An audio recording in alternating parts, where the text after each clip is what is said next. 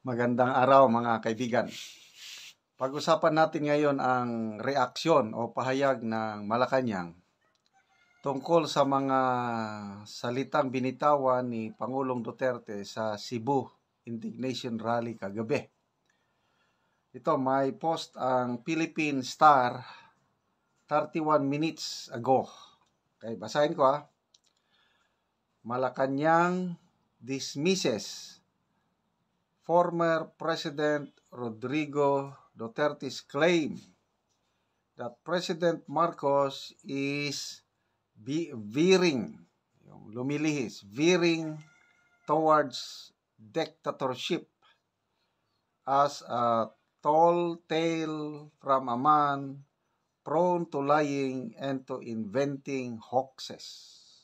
Mahilig daw magsinungaling. Nag-iimbento lang katang isip. So ito ang exact word ni Executive Secretary Bersamin. We treat the former president's baseless and ridiculous statements in the same way that Filipinos are dismissive of them. A tall tale from a man prone to lying and to inventing hoaxes. This hoax is another budol emerging from a one-man fake news factory. As our actions have consistently demonstrated, we will stay the course in upholding the Constitution, in adhering to the rule of law, and in respecting the rights of the people.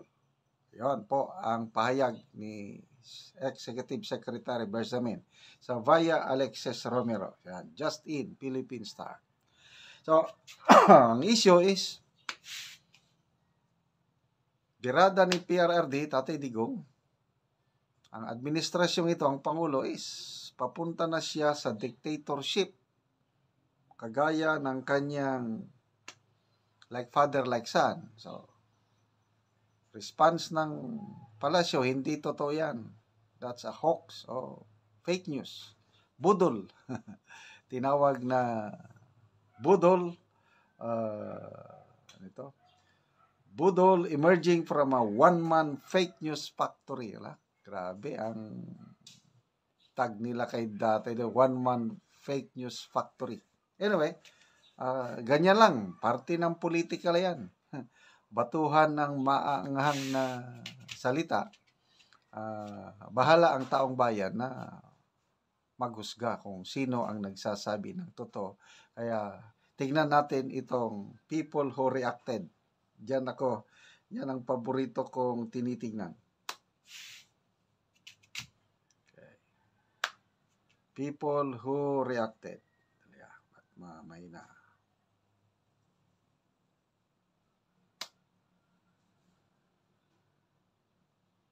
Okay. 4,200 people who reacted. Kasi 30 minutes pala ito. 3,300 ang tumatawa. 810 ang nag-like. So, ilang percentage ito? Halos 90% ang tumatawa o hindi naniniwala itong pahayag ni Executive Secretary Bersamin. Tinatawanan lang. Mas marami ang tumawa. Okay, comments.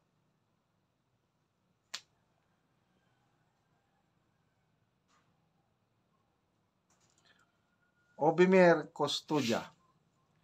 Wow! Kinsay ng budol. 20 kilos bugas during election. Makadaog lang. Ha ha ha. O nga naman. Promise yun . Ako nga. Naniwala na kaya nilang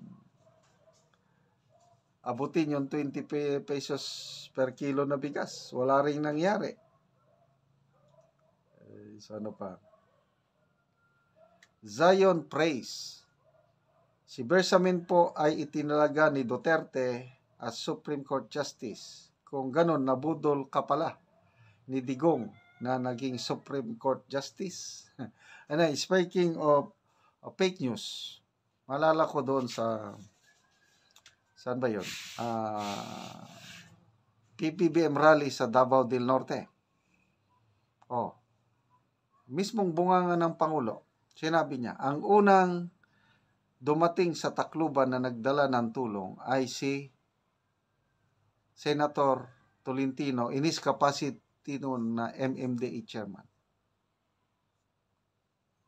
Totoo ba yun? It's a common knowledge na ang unang dumating sa Tacloban after Yolanda na nagdala ng tulong ay yung grupo ni then Mayor Rodrigo Roa Duterte. So, ano ba yan? Sino ang nagsasabi ng totoo? Example, sa KOJC Seeds last year, ang Pangulo nagsabi, walang baril ang mga pulis sa KOJC compound. Ano ang katotohanan? Pulpak ang mga pulis. Sino ang nag-iimbento ng fake news? Ano pa? Flood control projects. Ipinagmayabang sa SONA.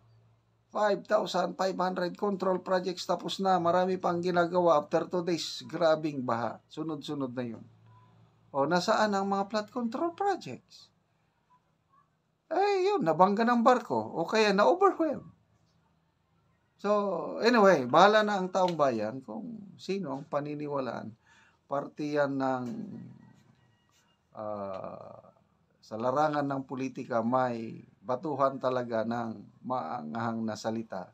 Bahala na ang taong bayan. Okay? So, mga kaibigan, salamat sa inyong panonood palagi sa ating mga vlogs. Nagkakaroon tayo ng income sa channel na ito dahil sa inyo at ginagamit ang ating sweldo sa YouTube pagtulong sa tribong Talaandig sa Bukidnon. Kawawa ang kalagayan nila. Yung mga bahay nila sirang-sira, tumutulo na ang mga bubong. Kaya namimigay tayo ng libreng yero at pako para itong tribong Talaandig ma-repair ang bahay nila or makapagpatayo na ng bagong bahay. Kaya salamat sa inyong patuloy na panonood, lalo na ang inyong hindi pag-skip ng ads. Panoorin ang video na ito. Kami karon sa Dungaon na ay balay diri maluoy kaayo buslot na kayo ang iyang balay. Ayo ante. Sunod ko ante sa inyong balay. Maayong buntag ante. Maayong buntag sa. Muna ninyong balay ante. Muna ni, ang balay. Mga buslot. Mga buslot. Oo. Gaulan na gid ni ante. Ulunan na ni ante mong balay. Gaulan na akong balay. Ato lagi kayo luoy man kayo yung balay ante kay dako naman kayo mga bulsot. Makita na gyud ang mga dagko gyud nga bulsot sa imong balay.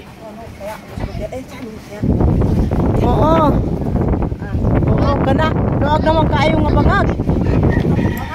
Nang bulsot na gyud ang balay ni ante. Una ni gyud ang makita sa iyang balay. Ana na gyud siya. Napa kay bana ante? Wala. Wala kay bana. Ang imong balay bulsot na gyud Okay, so lugod kayo si ante kay ang balay bulsot na gyud. Ante unsa imong ika-istorya ante karon nga imong balay kuan namang gyud daot na dayon maulanan na ka labi na kay bana. Unsa imong ika-istorya ante nga matagaan na ka og lansang pako? Unsa imong maistorya ante? Salamat sa nagtabang sa ako. Salamat sa Ginoo nga nagtabang sa ako nga wa na koy bana nga buslot akong balay. Salamat sa nagtan-aw sa video. Og ante mag-ready ka na daan ante og mga kahoy kay naanay sin sa amoa lansang pako nga among ikahatag ante sa inyuha labi na nga lisod gyud ante nga ikaw kay bana dayon matuluan pagid imong balay. Magtukod na ka ante. Manguha na ka og mga kahoy. Sige ante, salamat. Pakiog mo na ni ang subayin sa balay. Nakita gani ang hero